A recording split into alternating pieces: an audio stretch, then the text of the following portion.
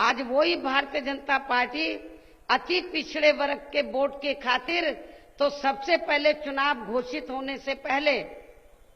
तो एक बैकवर्ड को स्टेट का अध्यक्ष बनाती है और फिर प्रधानमंत्री श्री नरेंद्र मोदी अति पिछड़े वर्ग के वोटों के खातिर तो जगह जगह क्या बोलता है, मैं तो अति पिछड़े वर्ग का हूं,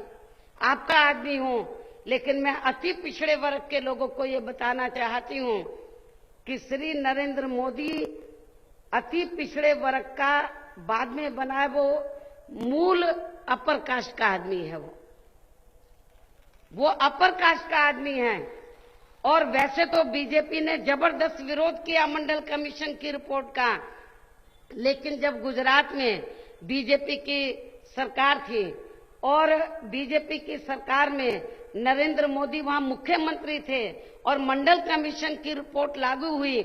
तो बैकवर्ड क्लास का हक खाने के लिए नरेंद्र मोदी ने अपनी जाति को, क्योंकि मुख्यमंत्री थे, अपनी जाति को बैकवर्ड क्लास की सूची में शामिल करा दिया। ऐसे ये बैकवर्ड बने हैं। ये अपर कास्ट के आदमी हैं, इनकी जाति अपर कास्ट में आती थी,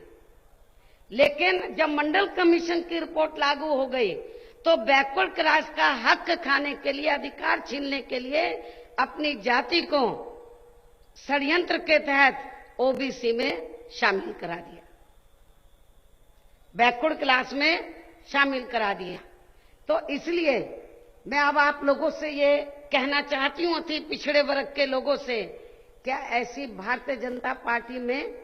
आपका हित सुरक्षित रह सकता है? आपको बहुत सोच समझ के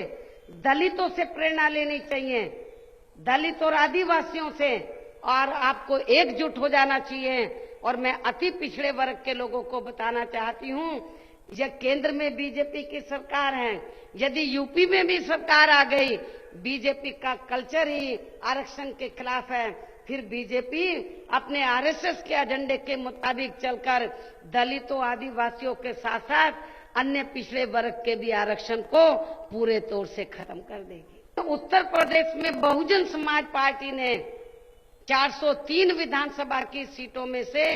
अकेले ही पिछड़े वर्ग के लोगों को लगभग 125 टिकट दिए हैं, 125 टिकट दिए हैं।